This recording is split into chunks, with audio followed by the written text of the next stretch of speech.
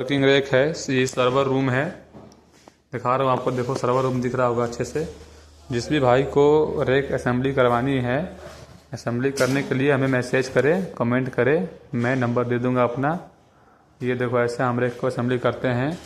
दरवाज़ा लगा दिया हमने, सारा कुछ पूरा असेंबली करते हैं। दरवाज़ा लग गया, ये देखो ये असेंबली हो रहा है अभी, ये असेंबली पॉइंट चल रहा है। असेंबली करने के बाद इसको भी ऐसे खड़ा हो जाएगा। ये देखो हमारे सब टूल्स वगैरह हैं जो भी हैं, पूरा है सब कुछ, सब रेडी मिलेगा आपको।